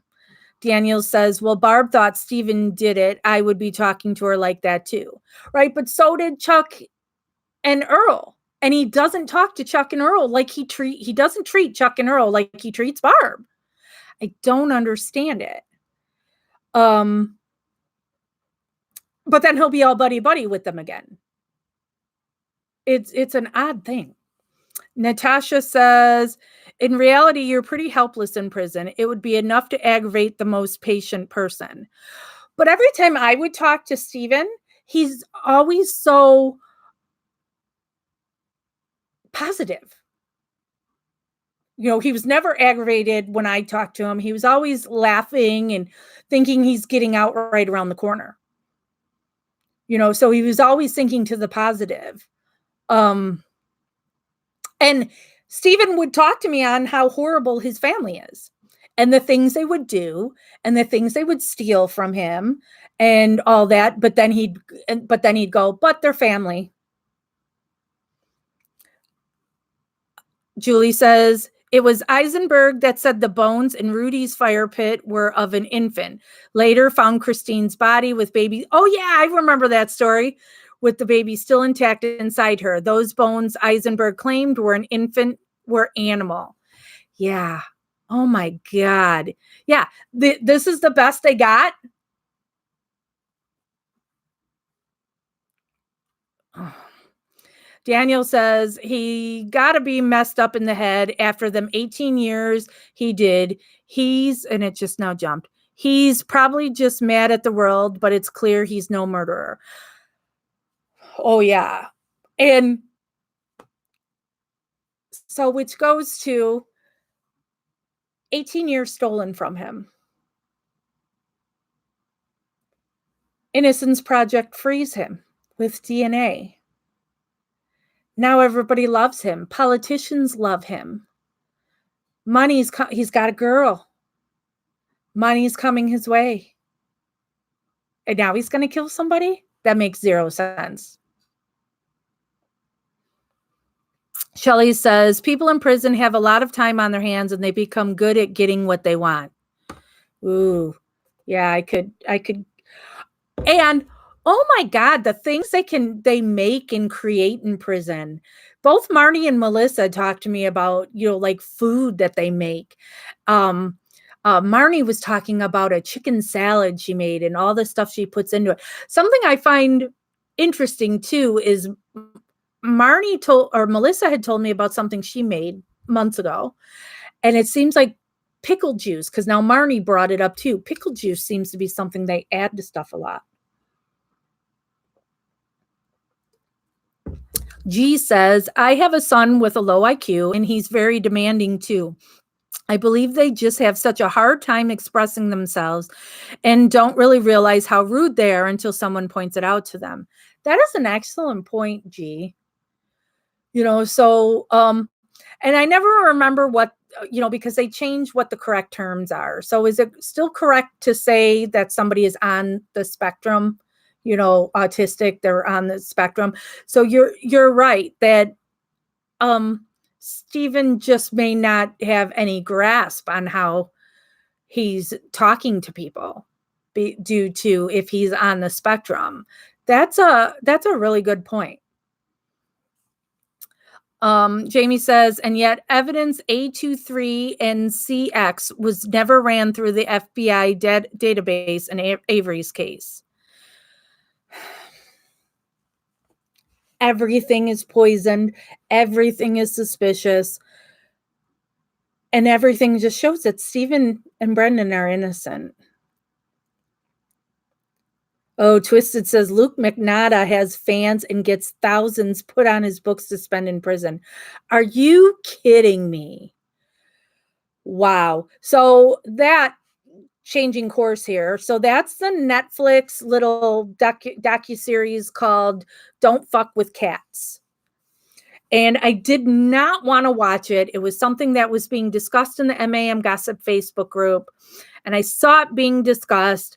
And I love animals. And I'm like, I can't watch something that is killing cats or whatever. And then I saw, I believe, one of the women involved was posting in MAM Gossip, wasn't she? So I'm like, all right, I should at least educate myself on this. And so I binged it. And wow. I recommend watching it, even because it does not show the real cruelty. I mean, you get the gist of what's going on, or you'll see people's faces as they're watching it happen. But for our little Avery world and falling down rabbit holes, that's what that documentary is all about, is these people just come across this guy's video where he's showing himself killing kittens. And they're like, oh my God, let's get this guy. And it goes in this really crazy direction and is a true story. And I know Stephen Avery guilters think of us like what you just talked about, Twisted, that this Luca guy has people that are flocking to him. there's a difference between fans and supporters, and those are fans. There are plenty of Stephen Avery fans and Brendan fans, and then there's supporters. And fans are people that just latch on to a case and to the person, and they want to marry them or whatever. It's all creepy. And the guy is guilty. Oh, and his mother is a freak too. I'm sorry. I know I'm not being PC, but oh my God. I can't believe people would give this guy money. He's a killer. There's no doubt that he's a killer. Shelly says, I didn't not think that family is high on manners or etiquette. Yeah, they're not, because they're simple folk. Natasha says, oh yeah, she was fucking whacked. Yeah, somebody just posted recently in Gossip, MAM Gossip. People who are here on YouTube, who have never been a part of us, anything we do on Facebook, we have a closed group on Facebook called MAM Gossip. And so I saw somebody posted a link to an update, and it also talked about his weirdo mother. Oh my God. Yeah. So that's in MAM Gossip. And then we also started a new group that we called MAM Gossipers, because we get off the rails in these chats and people want to continue them even when, I'm not live. So that's what the Facebook group MAM Gossipers is about, that you can post about anything on there. You can talk about the weather. You can talk about sports. You can, you can chat about yourselves, whatever you want to talk about there. Twisted says, he sweet talks and manipulates women for money, but is married to a man in his prison. Yeah, I saw that in the update that he got married to another inmate. I mean, the guy is guilty. He killed cats and dogs and a person. That's a, no doubt about it thing. Wow.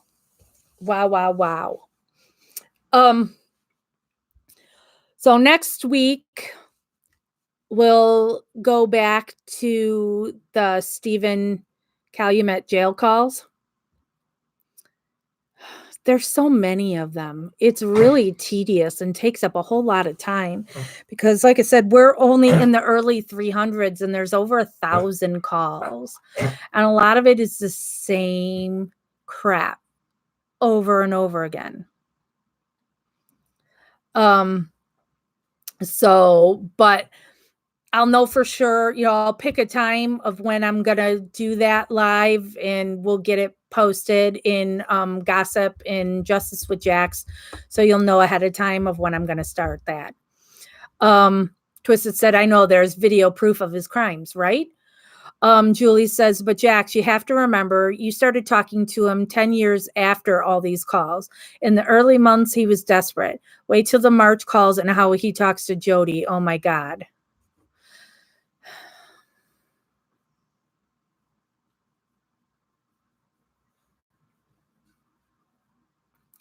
It's going to hurt, Julie.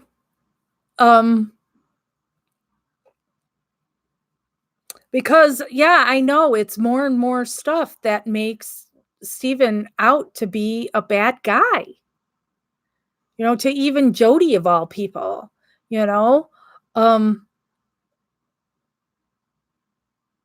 So, but we're not looking to be friends with Stephen. We want, I guess it has to be more so you're looking for justice for Teresa.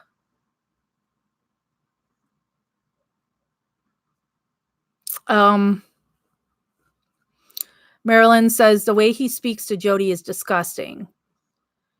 Jamie says, yeah, I can't stand the Jody calls or Debbie calls. I mean, I know I make fun of Debbie because of her mullet. And, oh, man. but she's a fan, and she thinks she's in this relationship with Steven, and he's totally leading her on. Talking bad about her. I'm going to pawn her off on my brother. And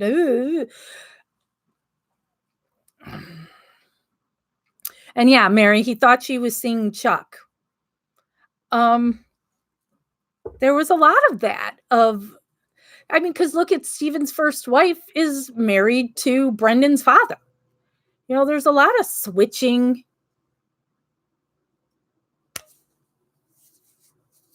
It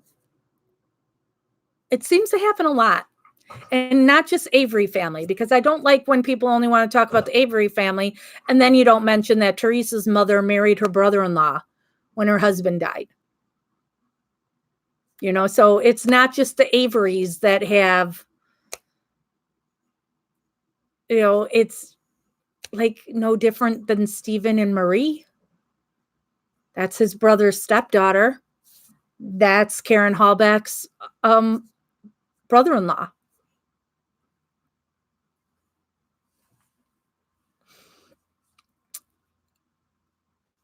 Julie says, who wants my lifesaver watermelon gummies? Yuck.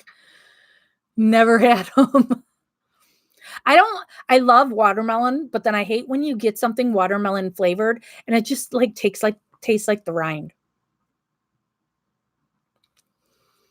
Jane says he's lucky his parents visit. Jamie says Debbie's whack. Sorry. Yeah, she is. Julie says Luca is a fucking punk. Yeah. There's no rehabilitating that kid. Twisted said, maybe she said something about Chuck or being with him when she was drunk. When isn't she drunk? Oh, when she's in, well, no, even when she's in jail, they've got hooch or whatever it is that they call it, that they make in their toilets. I need to. Watermelon Jolly Ranchers give me life. Okay. Proving some posts in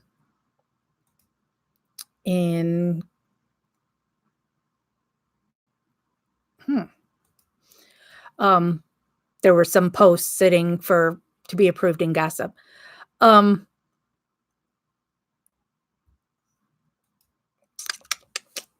I just posted those in gossip. People posted a couple of links.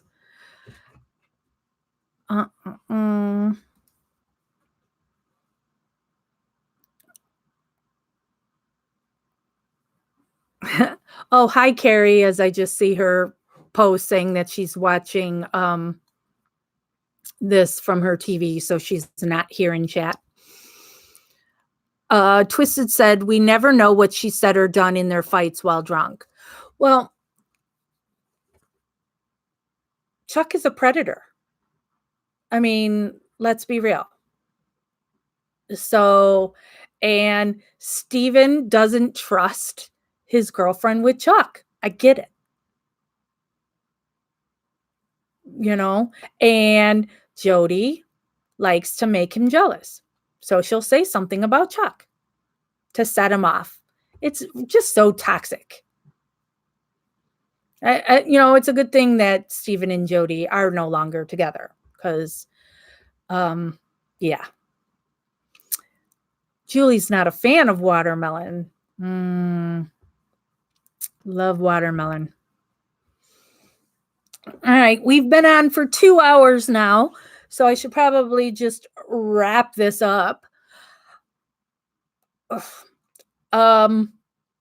So I will be going live next week sometime to start going over more of the Steven calls, the Calumet calls. I can't tell you right now for sure when it would be because I'm having people over for New Year's Eve. So maybe it won't be until Wednesday. Not sure. Oh, wait. Where is it? Jamie says, I wouldn't trust Jody as far as I could throw her, just saying. Oh, yeah, right. And Julie says, same reason women swoon over Chris Wax. Ugh, yuck. Yeah, I know. It's weird. And so there was this girl, I don't know if she's still around in the Stephen Avery universe, from the UK, and she's not all there in the head. And she got really obsessed with this case. And then in talking to her, she told me that her dream was to become a prison nurse here in the States because she was in love with Scott. Killed his pregnant wife. Why am I blanking on his name?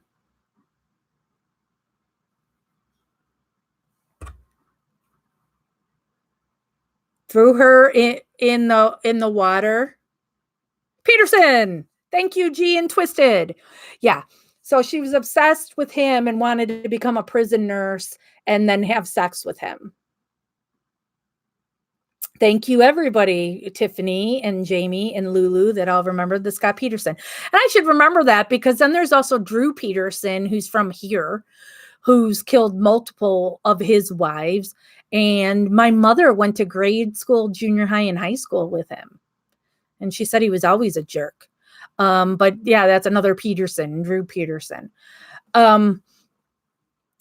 So yeah, there's weirdos, or I've talked about it before, and sorry those of you who may like her, but that's who Sandra Greenman is just somebody who became obsessed with a guy in prison and just wanting attention. And when she got mad at Steven, she then started dating another inmate at his prison. I don't get it.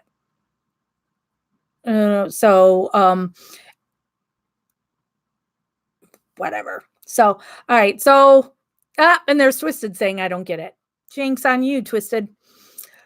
So we'll go live next week sometime and start doing Stephen calls some more. We're also going to, we're supposed to be doing our Friday nights movies where we'll start watching a documentary series together and discuss as it goes. And we will watch Dear Zachary together. But, I'll be off the screen for when I'm sobbing. So we'll watch Dear Zachary. Maybe we'll watch the Don't Fuck with Cats, and so on. Do those on some Friday nights when Jeff's working and I'm here on my own. So we'll get started on that next week. And then it will for sure go live on January 17th or 15th, 17th, when allegedly the Marnie 2-hour special will be on and discuss all that. And then if anything pops up in the cases before then, if there's breaking news and something happens, we'll go live. So continue in the meantime. Any links you guys find or whatever, you can post them in the MAM gossip group and you can discuss any case you want there. We've got the MAM gossipers where you can talk about anything you'd like in there. I just want you to behave. So, you can get into like the taboo topics of like politics and religion if you want, but oh God, that's just, people are going to fight and argue. Please respect one another. If you can't say your point without getting nasty to one another, then, walk away. Don't be in that thread. And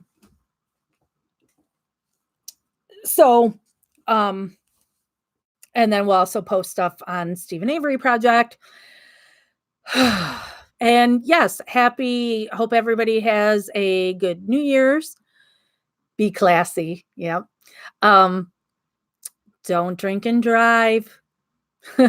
That's why, I have stuff at my house. And well, actually, I don't even drink alcohol, but I always tell people, you can come to my house I've got a spare bedroom. So first one who calls dibs on the bedroom gets it. And I've got a million couches here. So there's plenty of couches that people can crash on. No need to drive. Or if they really want to leave, I will drive you home, you know. So, but now you've got Uber and all that stuff too. So it's so easy to get places. So please, you know, I get it if you're going to drink, but don't drive. And then here in Illinois, as of January 1st, recreational marijuana is legal. So if you partake, I don't, but I'm a supporter of it.